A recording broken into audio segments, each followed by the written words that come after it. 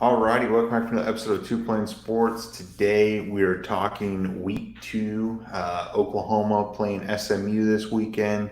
A little bit more of some stiffer competition compared to Arkansas State. Some more talent, some higher rated players that coming out of high school are going to be playing Oklahoma this weekend. So we're going to dive in. What should Oklahoma fans be aware of? What could Oklahoma see? And what should we expect out of Oklahoma? Is it another 73 nothing game? I certainly hope so.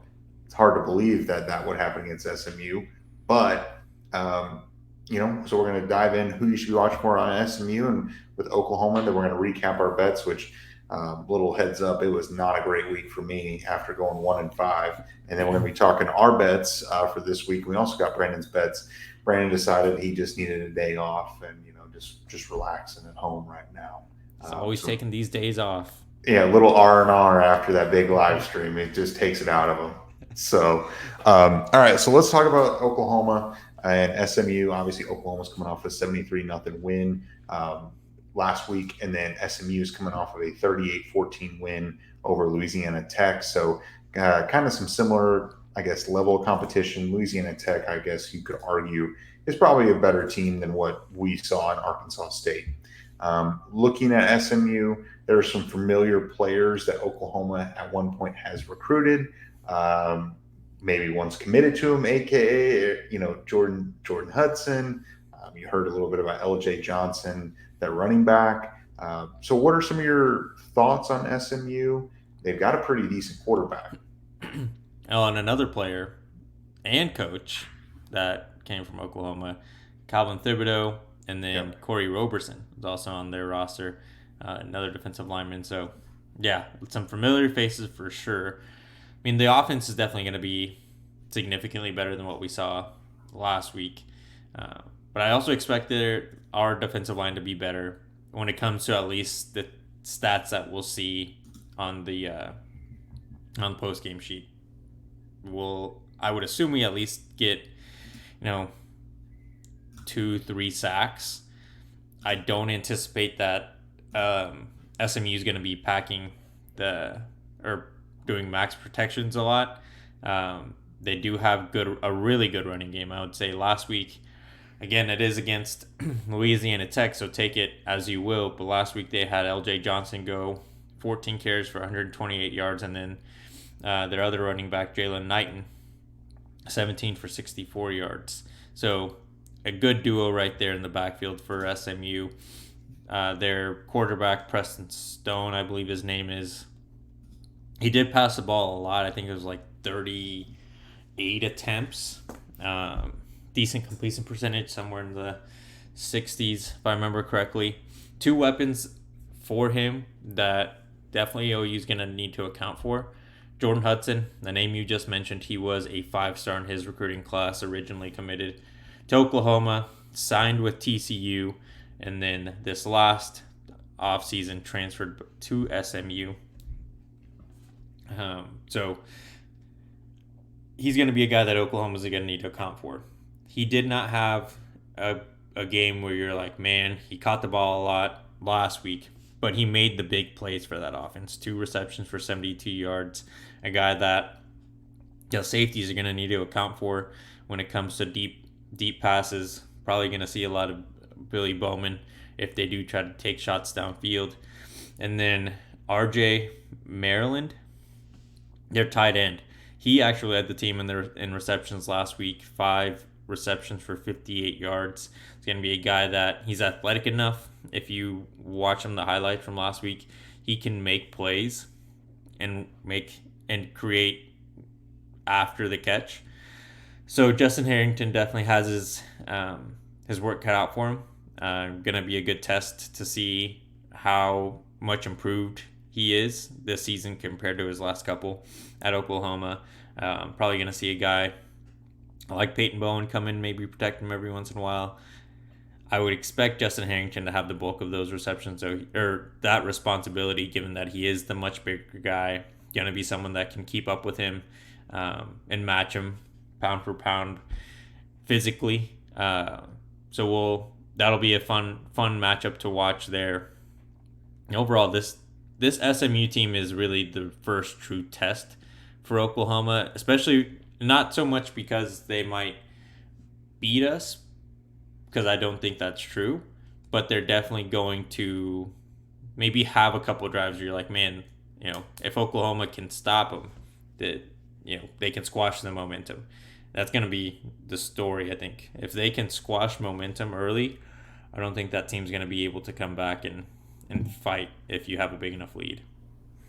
I would agree with you. It's game two, so naturally it should be a little bit of a step up compared to game one. A little bit of an SEC ACC battle here, Mm-hmm. which is really weird to even think about. Conference realignment is alive and well. Um, and you spoke about Jalen Knighton. Do you remember that name?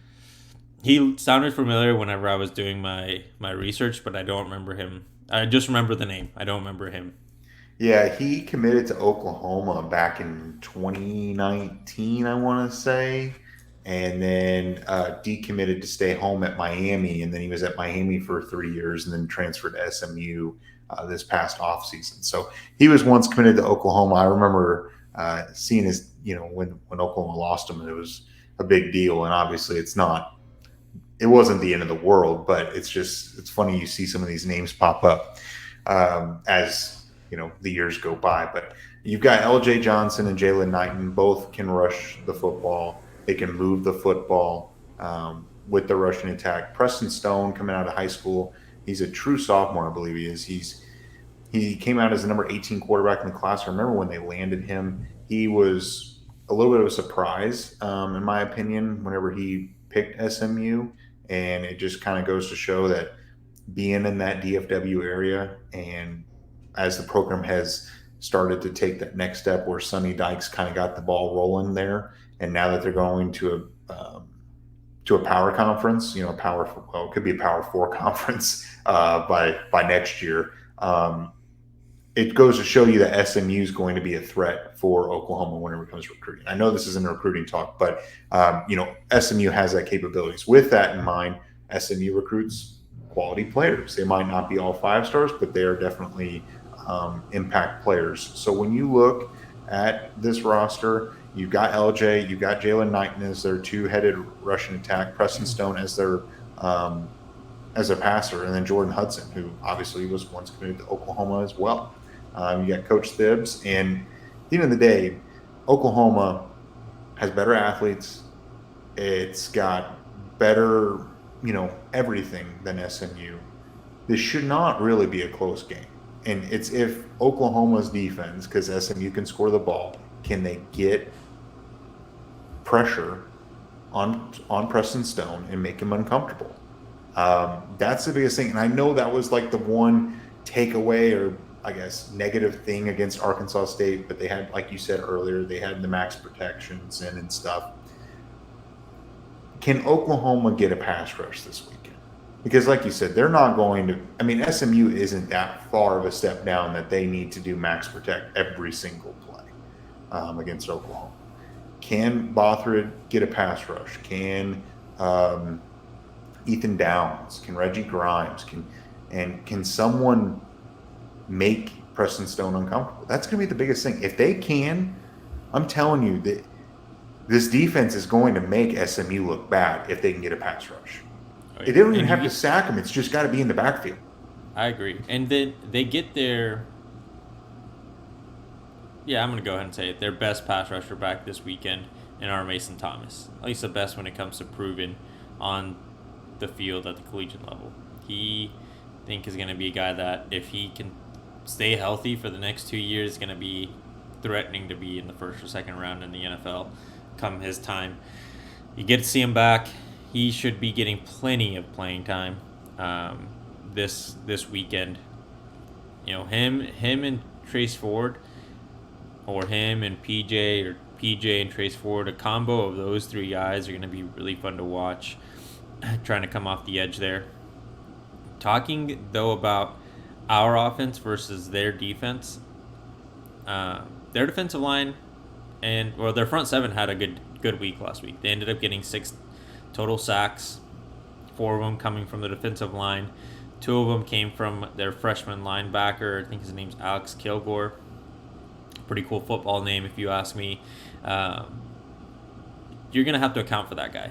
Their defense isn't going to just give up, but I think the big story going into the weekend for Oklahoma is they're very fast. Can our defense keep up with how fast their offense moves? Which I think we can. On the flip side I also think the question should be, can their defense keep up with how fast we move? Because I do believe, and you mentioned it, our athletes are much more explosive.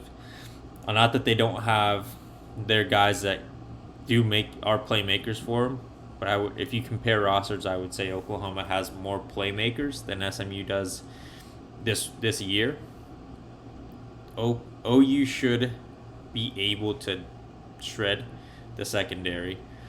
The run game, they did okay when they meaning SMU did okay when it came to holding the opposing team last week to a to a moderate run game.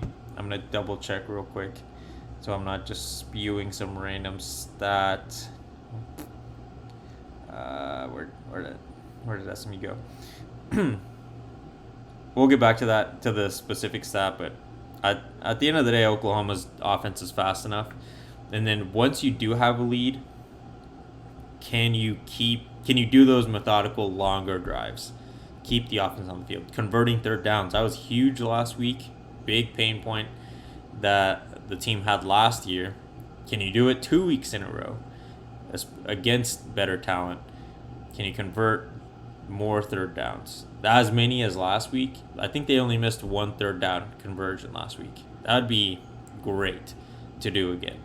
And even better if they went perfect. For sure, definitely go perfect. Only having 3 missed tackles last week is a big difference as well. If they can string that together, compared to I think 13 and a half or something on average last year that they missed. In a matchup you talked about, it was RJ Maryland. You mentioned him as their tight end. He's like 6'4". He led the team in receptions last week. And I know, I've been a Justin Harrington proponent here, and I am continuing that.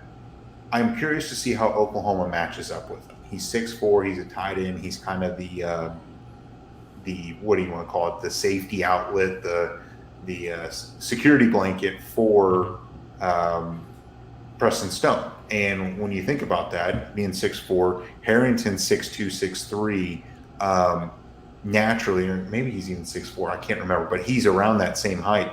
Naturally, that would be a great matchup with that cheetah position where he's not covering them every time, and the different defensive backs will be covering him, but it would make sense for Harrington to kind of go up against him more times than not, depending on the package. And I think while Harrington didn't really show up on the stat sheet a whole lot last week, I think you could see his impact. And I know McCullough came in and he left the game a little bit early just because it seemed more precautionary than anything. I think McCullough will play. But I just wonder if this is a more of a Harrington game, because I think this cheetah position is going to be varying who plays more based on the team that you're playing. Because McCullough is a better pass rusher and Harrington's a better coverage guy. And I think it's just because McCullough has never really been asked to cover as much as you do in that cheetah position. And I feel like this is a Harrington game. And I feel like they would match him up with RJ Maryland, not exclusively, but I think you're going to see that matchup. Yeah, that's my assumption as well. And quickly to go back, them keeping them to a moderate run game was an understatement. They made their run game non-existent. That held them to 28 yards, or Louisiana Tech to 28 yards on 24 attempts. So pretty good at stopping the run last week. Oklahoma was just as good at stopping the run last week. So you've got 2 teams that are really facing their first big test, one more so than the other. But a lot of narratives are going to start after this game. If Oklahoma can go into this Saturday and do their job, the defense looking impressive again, playing a clean game, offense, converting third downs, minimizing mistakes, OU should win this comfortably, and it's a late kickoff, so the vibes in Norman should be top notch. You should get a lot of tailgating. I know that's something Brent Venables was asked about in his press conference this week, like the game day environment. That's something fans are always concerned about. But it's a 5 o'clock game this time. You've got fans that can travel now. Students are probably going to be a little bit more awake, rather than most of them, a lot of them, I'm sure, like we did back in our day, getting up at 6:30 or 6:30 in the morning to start their day drinking, and then going to a football game. Sometimes you got to leave a little early when you have a 60-point lead. This time, I don't see that being the case. Unless Oklahoma can get another 60-point lead, then you know what?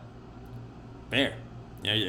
Once you have a big enough lead and there's some time left, you just got to go back and party when you're in the student section.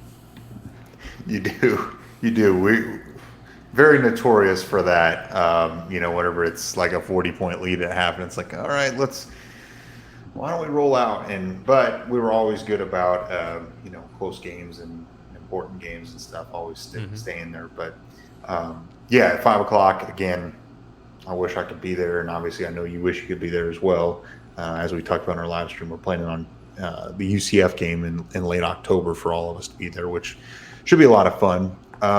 Another thing I want to point out is not only Harrington, but I'm actually looking at the running back room this week as well.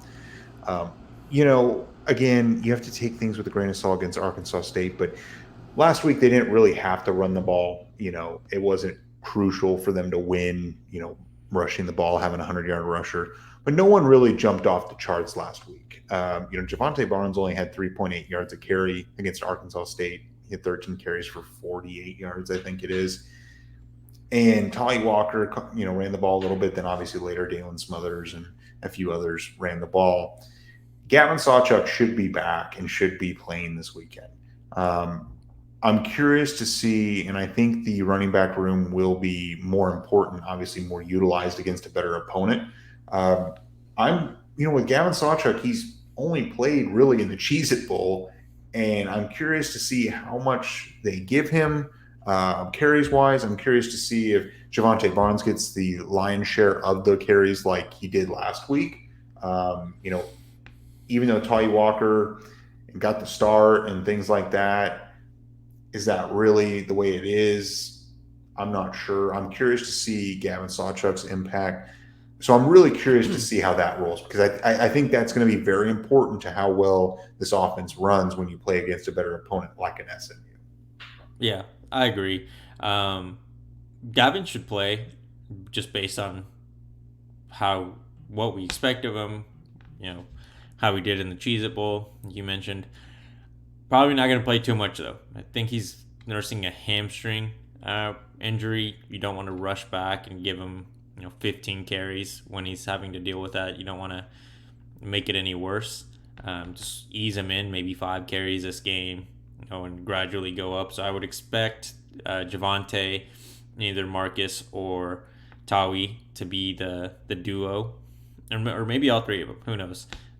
Depending on how the game turns out. But I would assume Javonte gets the number 1 spot, and then backed up by the more senior guys. And then the wide receiver spot, they should. I mean, I don't know about you, but I think last week kind of showed like Andrell Anthony is the truth and is very important to how this offense is going to operate. Hopefully, Jalil Farouk makes some plays this weekend. He was basically non-existent. He did get he did have that target in the end zone that I think could have been called for a pass interference, but went uncalled. He definitely could have made a play on it as well. I mean, Jeff Lebby said he liked where the ball was placed, and Jalil could have made a play on it, but the DB was there too. Again, could have been a PI in my opinion, but now now it's his turn to step up. And we mentioned it before the season started. I said it. I don't know if you and Brandon agreed, but Jalil Farouk needs to have a very good season this year. He hasn't really proven to be that number 1 guy. Not that he can't, because all three of us were super high on him going into last season. This game is obviously not the make or break, but it's definitely important for how the rest of the season will flow. Because if Andrew Anthony shows that he has a better connection to and to Dylan Gabriel than Jalil, I mean, who maybe Jalil's reps start to go down a little bit because Jaquez Petaway had a good game last week too, and Jaden Gibson made those two big plays. Nick Anderson had a couple big catches, and again, take the last week with a grain of salt. But you also can't not show up on the stat sheet when you're supposed to be the number one receiver for the team. That's fair. I didn't agree with you as far as I don't know if Brandon did or not. I feel like Jalil is still the number one. I think it just was so fast where literally Oklahoma got the ball. They scored in like 4 or 5 plays after that big pass to Andrew Anthony. Then Gavin Freeman returned that punt return for a touchdown. It was 14-0 before we even knew it. We'll see. I think you're going to see him get fed the ball a decent amount between him and Anthony, and then I'm curious to see how Gavin Freeman's used. I also would like to see Stogner maybe get a few targets, but again, Stogner they're trying to limit his exposure because he's that important because the tight end room is so thin, and he's that important to this team. So I'll be curious to see if he gets involved, but. I mean, honestly, as far as the score prediction goes, I think Oklahoma puts up 56 points. I think it's 56-21. That's my score prediction. Yeah, I'm gonna go with 45-24, Oklahoma. Okay. Honestly, if Oklahoma allows 21, 24 points against SMU, that's not something I'm gonna be devastated about because it's a decent offense and can score the ball. So Yeah. I would think Brandon would echo as far as based on what he texted his bets. Oklahoma wins big and comfortably. So I think we're all three in agreement there. But let's go into the betting segment of this. As I alluded to last week, I was not great. Week 1 was not nice to me. I went 1-5. My only win being Colorado plus 20.5. They won outright. Brandon is 3-3, and Jose, you went 4-6. I want to say 4-6. So I've got 6 picks. Jose's got 10. Brandon has 6. Was it 6? So how about this? How about we'll go through. Just read Brandon's picks real quick, just to get it on the record. You got them up? Yep, I have them right here in front of me. So if you want to fade Brandon, fade Brandon. If you want to tail him, it's up to you. It's your money under your discretion. Here's what Brandon has: OU minus 15.5. I guess is where he found the line. Utah minus 8. Bama minus 7. Arizona State plus 3.5, Iowa minus 4, and Miami plus 4.5. He really hates A&M. Because I don't see Miami covering that, but yeah, could be right. Yeah, for sure. Well, let's start with the OU SMU game for you and me. I found 15.5 as well for OU SMU. I think I saw on the ESPN app or Caesars or somewhere. I like OU 15.5. I already said my score prediction 56-21. So that's a 35-point win. So I think they win comfortably. Oklahoma, I was proven wrong last week, and I'm happy. It seemed like a different team, so I'm buying into it. We'll see what happens.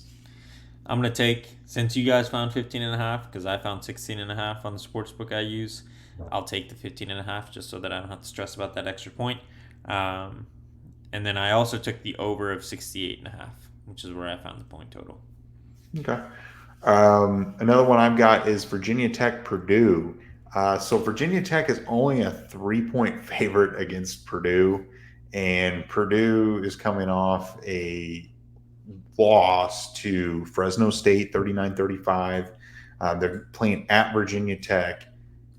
I know Virginia Tech is nothing special, and they beat Old Dominion 36-17 last week, but I mean, Purdue lost to Fresno State. I just being in Blacksburg, Virginia. I just like Virginia Tech. My next one, the talk of the town, Colorado versus Nebraska. It's Colorado's home opener. I'm going to take them minus 2.5. And I bet 2 weeks ago they were probably underdogs, and I wish I would have put actual money on it then, looking back. But for being the home opener, I mean, I'm sure you've seen tweets. I'm sure people that are watching have seen tweets or posts about those tickets are like $300-$400 on average to go to that home opener. It's going to be a fun environment. I can't imagine they lose against the Nebraska after last week's hype. I would agree. That was my only win was Colorado. Might have to ride the train for the season. Yeah. Next one I've got is Utah Baylor. Taking Utah minus 7.5. Baylor lost to Texas State. Utah plays smash mouth football. Even if they don't have their starting quarterback, Baylor just looks like a mess. So Utah 7.5. Yeah, same here. Blake Shapen, it looked okay. That offense wasn't great for Baylor. When you play a team like Texas State, you'd assume that they score way more points. So I'll take Utah minus 7.5. And honestly, it would not surprise me if they hold Baylor to like less than 14 points this week. Wouldn't surprise me either. Your favorite game, the Cy-Hawk. I am taking the over on the total points, 36.5. It is ridiculously low. Somehow, I can't take the under here. I have to take the over, but somehow my gut's telling me that they're going to go under here, but I am taking the over just because, come on. It's 36.5 points. You know what? You convinced me. We were talking about it before the show started. I can't put an O over next to Iowa's name on my piece of paper here, and I'm not. Under 36.5. I believe they're going to continue to suck. And it might be Iowa State that doesn't score any points, and Iowa can score the 25 that the offensive coordinator needs so that he can keep his job at the end of the year. That's that and minus 3.5 because Iowa State is very bad. Yeah. Next one I've got is Bama, Texas. Bama minus 7 at home. Texas started slow against Rice. You're going on the road at Alabama against Nick Saban. I think Nick Saban's on a little bit of a mission this year. People have kind of forgotten Alabama. And Texas has a lot of hype. And we've just have seen this year in and year out, and it's the same thing. Bama minus 7. My next one is Notre Dame minus 7.5. They're playing NC State at NC State.